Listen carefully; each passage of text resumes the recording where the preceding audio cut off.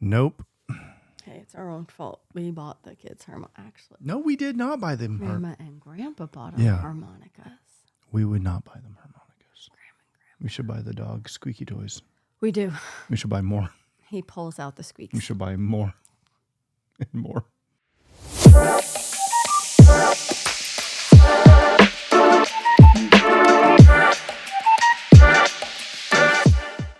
Hey, welcome to another episode of the Matt and Fiona Show. Thank you so much for joining us. We are incredibly thankful that you are here. First of all, it's our 50th episode. I know, right? Which is a big-ish deal. Hey, I it's think a big that's deal pretty to cool. me. Yes. Yes. Yeah, we're very, very excited. Can't you tell? We're thrilled. Thrilled. Overjoyed. Thrilled. All right. We are going to jump right in. But before we do, don't forget to subscribe, link. Dude, it's late. Leave me alone. Click. Go find the show wherever you're listening to us or watching us. Like it, share it with your friends, all that good stuff. All right. We're going to jump right into this episode. And because I can't talk about it till like probably September, this is my last chance to talk about football. No. So he's going to take advantage of it. We're going to have an entire show on football. Just talking about future Hall of Famer. Oh my gosh. Pat Mahomes. I'm kidding. We're not. We're mostly talking about Andy Reid. I'm not talking about either of them. No. What we wanted to do was, again, the Super Bowl was last week, and the Chiefs won over the 49ers. It was a fun game to watch. Lots of typical football enjoyment. But there was a couple things that kind of stemmed out of the whole event that fostered conversations, as it usually does, between the two of us. Yeah. And, you know, there's a whole variety of ways we could take this. But one of the biggest things that I got out of this year's Super Bowl specifically was that, you know, quite often either one team is vastly overmatched or they're pretty evenly matched. It's usually not like, well, that team's got more superstars, but, you know, it's going to be, you know, neck and neck, right? Typically, you either go into it expecting a landslide or it's going to be really neck and neck. And this year was one of those years where at the start of the season, the Chiefs honestly did not look very good. Right. And there was a lot of talk about how they're just not the team they were the year before. They traded away a lot of their, or some of their good players, but they still have a couple of players that really, especially in the playoffs and specifically in the Super Bowl, they really showed up. They really went over and above and outshined a lot of the telltale superstars, if you will, on the other team. Now, again, not to get too much into the weeds, but you had Brock Purdy, who is an awesome Christian, it seems, but also one of the last picks of the draft, which is just a cool story as an aside. But really what I wanted to get into before she gets really annoyed with how much football I could talk, because this entire show could just be just waiting. coverage. I know. Was the way in which having, in this case, you know, Patrick, he's a great player. Right? He is a future Hall of Famer, as I love to say. Yes. But as to our kids. He can't win that game by himself. No. Right? Andy Reid is going to go down as one of the best coaches of all time. And as a caveat, the Chiefs aren't even my team. Just to be clear. I'm not a Chiefs, like, I don't have a jersey. They're not my team. But I do love future Hall of Famer, Pat Mahomes. But Andy Reid's going to go down as one of the best coaches of all time. He can't win the game, honestly, at all. Right. He's not even on the field. Right. And I think a lot of times to take this into into the church realm. We go through so many aspects of church life where, as the body, Right. we expect the pastor to do all the stinking work. Everything. Literally everything. Yep. To preach the word, to make sure the building's open, to, encourage people to do, take up the offering, to literally, grow the church, bring people in, Right. do the marketing. We expect the pastors to do almost everything. Mm-hmm. And when you relate that to every sport, We want the pastors to be available whenever yeah, they need to be. Mhm. They need to be counselors. They need to be everything we expect them to be everything. at all times. And when you contrast that with, a football game that, again, like we just saw this past weekend, Andy Reid's a great coach. He's inspiring. He loves hamburgers. He looks like a walrus occasionally. He's just one of those awesome characters, right? But he can't score a touchdown. He can't block a punt. Nope. Can't kick a field goal. Mm-mm. Can't run the ball down the field. No, all of these things. Can't throw a block. Nope. Can't get, well, actually, no, he can't get a penalty. But, but there are so many things that he can't do. Yep. And yet he's an integral part of the team, right? And he's arguably the leader of the team. Right. Right? So often in church, as the body, as attendees, As a congregation. yeah, we want to just show up and We want the pastor to read the Bible for us. We want the pastor Oh, yeah. to lay hands on us and heal us when we're sick and stand for us when we're going through stuff. We want the pastor to pray us through whatever situation we're going through. We want to use the pastor's faith. Yep. We want to use the pastor's word, like the knowledge of the word.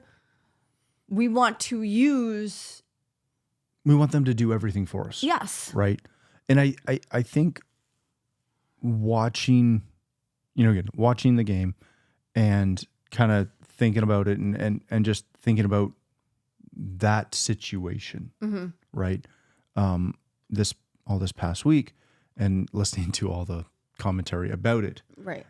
it reminded me so much of the fact that, we as the church, we need everyone to be involved. Yes. We need everyone to do their part. Yep. And we need to be ready to pick up the slack if one of us starts to, either get a little worn out, get a little burnt out, get a little tired, get hurt, Yep. right? Mm-hmm. There are all of these parallels that go along between, a good team and a good church, Yes. right? There's spots for everyone to be involved. And, you can look at one job that you might do or that somebody could be doing in your church and go, it's not that important, right? It's very important. But everything is important. Yeah. Every aspect means something. And if you're not there, right? If you're on the offensive line, which is not the sexiest, group of positions in football, Right. right? They're overlooked. They're not the running backs. They're not the star wide receivers or the safeties that are Right. intercepting the ball all the time. They're guys standing up there blocking. Well, even like the punter does not play that often, does not get in the game all that often. He is a very specific, If your team's really good, Yes. he might never even play. he has a very specific job Mm-hmm. that does not occur as often as some of the others. Oh, yeah. But yet, when it's his time, Mm-hmm. if he doesn't perform Oh, a punter can lose a game, in a heartbeat, right? Because they have, often a handful of opportunities in the middle of a game yep, to get them out of a jam, essentially. yep. And again, if they don't come through, if they're not ready, If they're not For the ready, time. prepared, yeah. I can't think of the words right now, but exactly Okay. that. If they're not ready or prepared, if they're not ready in season, if they're not ready to get out there and when the time comes, when they're or called they on, decide they don't want to. I don't know that's an option really in football, but I'm just saying. I'm sure it is. And I hope somebody's mic'd up when that happens, because that'll make for some fun content. No, but in all reality, right? Like if they're not ready to go and they're not practiced and they're not warmed up and they're not available and present. When I think that's a really big overlooked takeaway, right? Mm-hmm. Of, again, it's easy to think of those frontline, those starters, right? They're ready to go. Yep. Because they're starting. Yep. And again, you know their names, you see them out there. Oh, yeah. The camera's on them. And they're front and center. Can I go now? I don't know. Can you? Go. Nope. I might interject again. I see this. Yeah. Mm-hmm. And you can see them ready to go because, again, they're starting. Everybody, as you said, knows their names. Mm-hmm. Everybody knows they're ready. But, man, you get that star running back. Yeah. Right? Who breaks off a 50-yard run. Mm-hmm. He might be your every down back. But after he's made that big run, that big push, he's going to the sideline to get some air. Yes. And get some water. Yep. Right? And that second tier guy's got to come in. Right? Yes. So there's all these times where in church we look at, the head usher, the head greeters, right? The people that are on the door that day. Right. Right? And go, if you're on the greeting team, oh, I don't have to do anything today. Because the greeter's there. Mm-hmm. What happens if they don't show up? Or if something comes up? Are you ready to go? Are you ready to jump in? Or they have to go deal with something else. And yeah.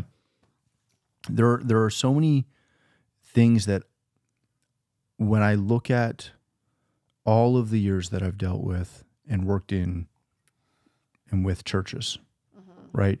And go, man, there's always that joke of, especially around playoff time of any sport, right? Where the pastor will do the man, I just wish you guys would be as excited about church as you will be for this game, that's going to play later tonight, right? And I respect that, and I get that. I would just like people to be as prepared for their positions and what they do in the body of Christ. Yeah. As they are on the day that they're like on a regular Sunday when you're just showing up and you don't have any jobs. You're not scheduled for anything. Right. I'd love for you to show up ready to go. Well, it comes back to that as if you could jump in the game. In season and out, no matter what. Be ready and prepared. The other thing, like as you say all that, the thing that keeps coming to mind is unity and heart. And through the Super Bowl, the team itself, they have to be unified. Yep.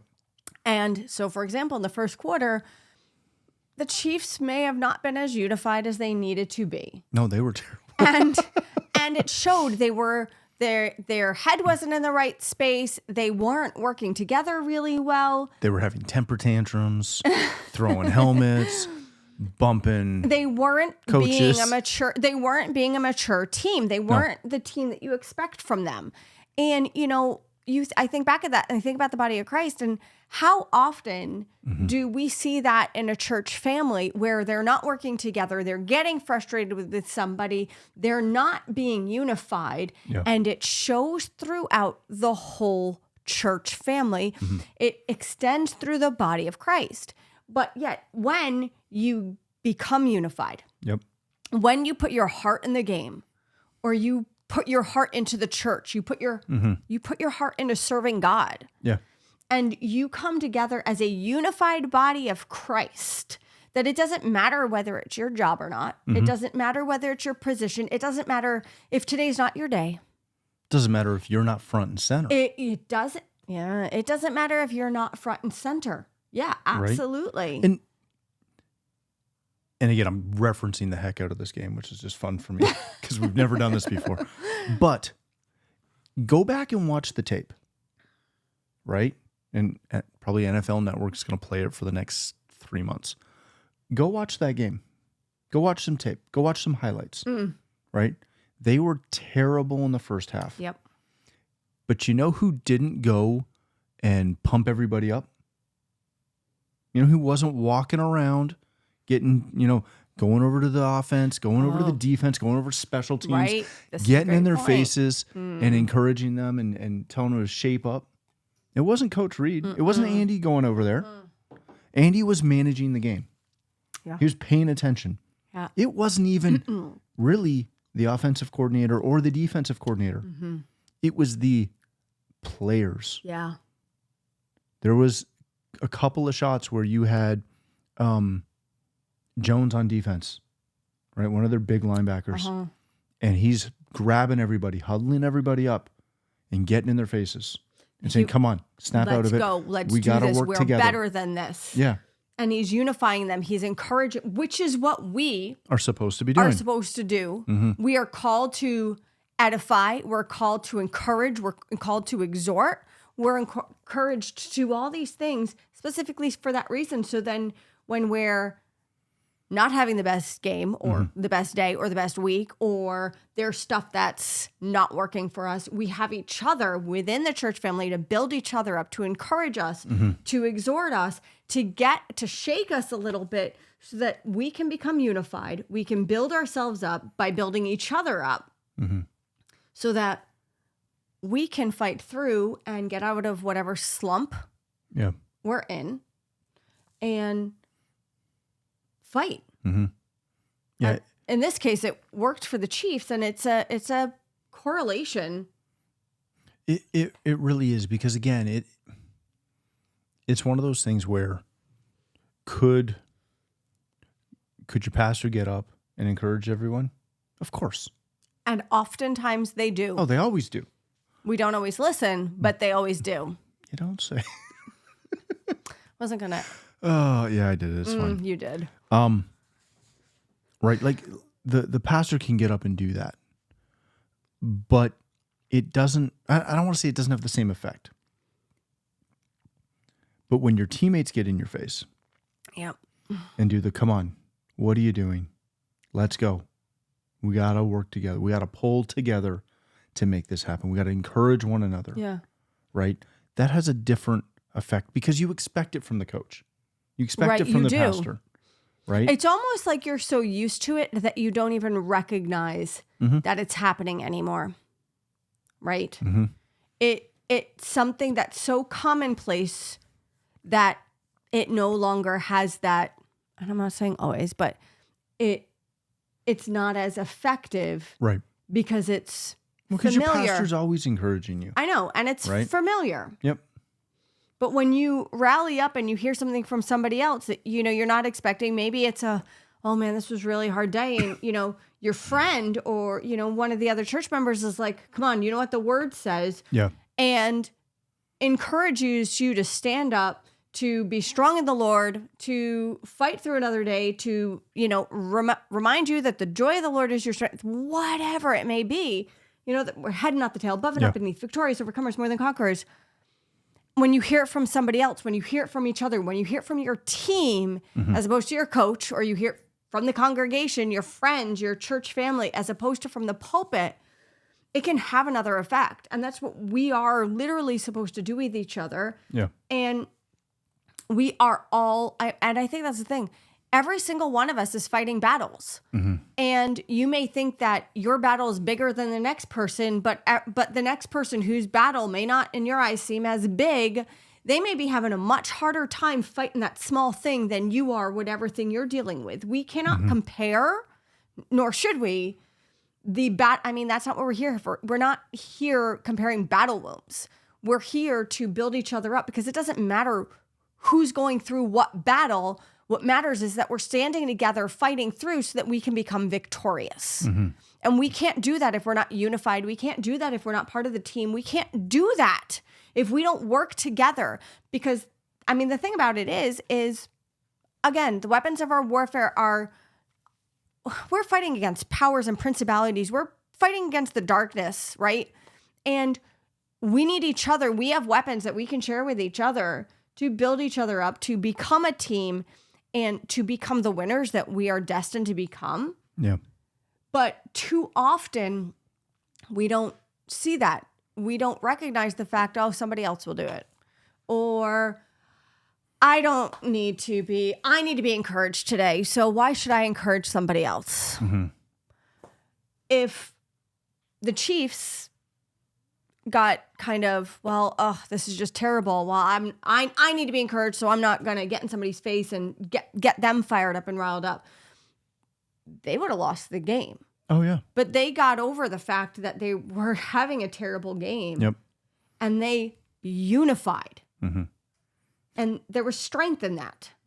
The other thing that came up that's in that same vein is there was a little bit of ownership.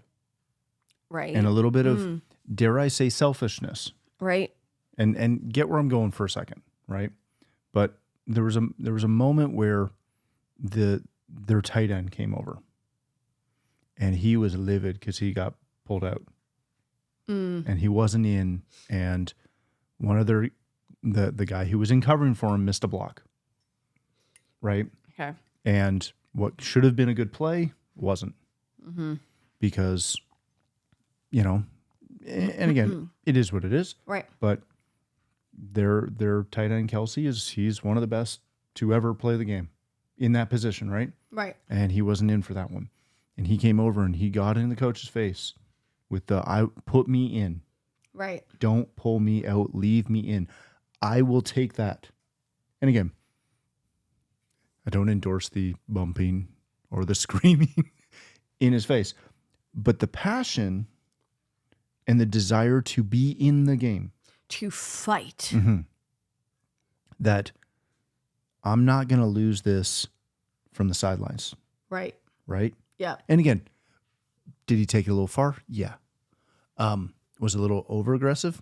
Definitely. But the concept was amazing. Yeah. Right? Watching that level of passion out of somebody, again, over the top as it may have been. But fighting for his team, fighting for his team and fighting to be in position to help win. Yep. Right? That's the type of thing that I would love to see out of the body. Heck, I'd like to see it out of myself sometimes. Right. Right? Yeah. Of, I will do anything and everything. Don't leave me on the sidelines. Yeah. Give me the chance to get in the game and help us win. Yeah. Right? And when I look at, again, all of my experience in the church world, one of the things that I find so disheartening is so often there are so many people who have so many talents and skills, but they're content to ride the pine, to sit on the bench and let somebody else go and do that job. Yep. Right? And like we were talking about it earlier this week in regards to kind of some of our church's history in the children's department, right? Right. And how that has evolved over the years. Right. Right. And transitioned. And it always does. Yes, absolutely. It always does. But there's some people that that was their gift. Yeah. They were called And to be there. And they took a point where they got tired. Mm-hmm. And I get it. Everybody gets tired. Mm-hmm. But once they took a break and got a breather and, again, got their breath back, right? They just went, I'm kind of content. It's a whole lot easier just to sit here and not be in the game. Yeah. Right? And how quickly that shifted. Right? Versus that, I need a break, but then put me in. Yeah. Let me catch my breath. Have that sub, Give me but some not have water. it be a permanent sub. Yeah, you sub me up for a play. That momentary sub. Yeah, pop me up for a play or two. Yep. But then put me back in. Coach, I'm ready to go. Right. Let's go. Where's that passion? Right? Where is that desire from the body to get in? So here's the thing. We see that passion. We see that heart in a football game. Yes. Albeit, understand, it's We very recognize exciting. it's a game. We recognize it, but it's a game. There's nothing eternal about it. It's a game with a ball and some. Oh, he'll be a future Hall of Fame. Anyway, but yet when it comes to the things of God and it comes to things that are eternal and it comes to the kingdom, why is it that we so often think that we can wimp out, take the sidelines, Yeah, ride the bench. and yes, still be part of the team, but watching it in a very Why are we content to watch it? Yeah, in a comfortable Right? position. And I think that's the biggest thing, right? You watch any sports team, and especially when they're winning. Every player who's on that team, so again, in this case, with the Chiefs, every single player is going to get a ring. Every single one. They're all going to get to ride the parade. Yeah. Even the wide receiver that they benched and didn't let dress for the game because he's been dropping the ball. Right? That dude is still getting a ring. He still won a Super Bowl. But I'll tell you right now, if you were a player who sat on the bench the entire day and didn't get in the game, all you wanted to do was walk on that field.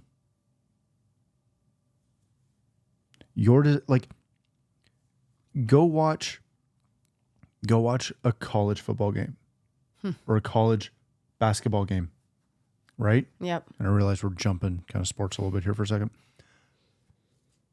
The end of the season, right? Or especially like March Madness, which is coming up. Oh yeah, we'll do shows about that too.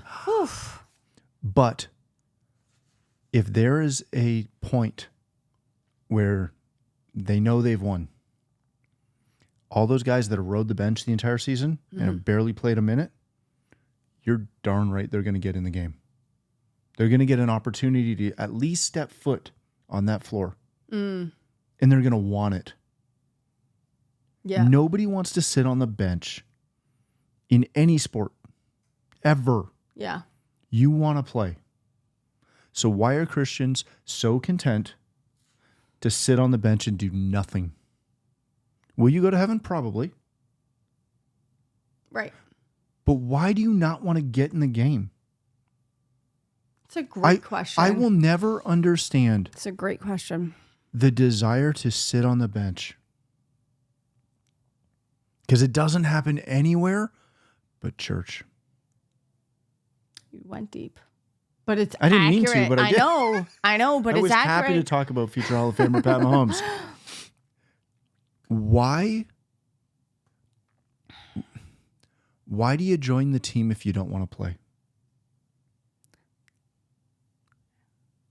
Like, is it just to get out of school? Why are you on the team? If you go through all the work to join, to get the uniform, to go through the tryouts, go through the whole thing, go through all the drama, and you're just going to be content to sit on the stupid bench? Yep. And yes, you might win, and then you might get a ring. But my gosh, get in the stinking game. Yeah. There's a lot of game to play. Yeah. And it's such a better game when everybody's unified and everybody has heart and everybody's in it. Yeah, if you're in it to win it. Sorry, I just had to. Yeah, I was waiting for it. I knew you were going to say it. Give me a second. I'll find a way to spin it in. If you didn't, I would have. No, but when guys, girls, whatever. Okay. Y'all. Here's Y'all come back now. Here's the thing. I don't know. Okay. Here's the thing.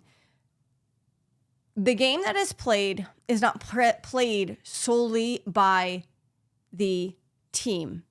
They have instruction and motivation and play calls from the coach. Mm-hmm. Likewise, the coach can't win the game without the players. Yeah. Yeah, the players have to buy into the game plan that the coach has. The body, the church family, it goes all ways. Mm-hmm. We have to be together and we have to listen to our pastor. It's a team. Yeah. Actually, it's an army. Yes. But we're really working with the team concept here. I'm going to Please stay on do the not switch team this. concept. I'm staying on the team We can, concept. if you want to switch and do an army one, we can switch into that one We've too. done an army before, We'll do but another it'll one, it's probably fine. come up again. But we need to be that team.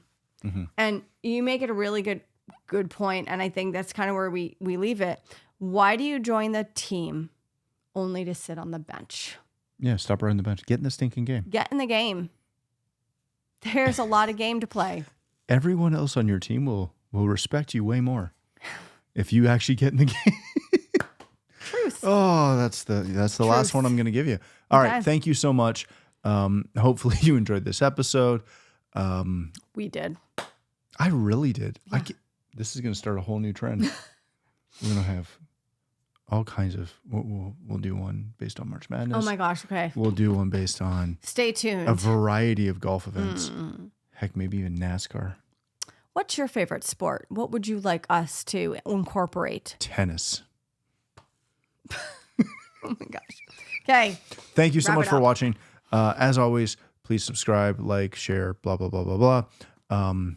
You can follow us on all your favorite podcasting and video platforms, primarily YouTube, because that's where we put the videos. But we always enjoy doing these with you, and look forward to seeing you on the next episode of The Matt and Fiona Show. Thanks. Bye now.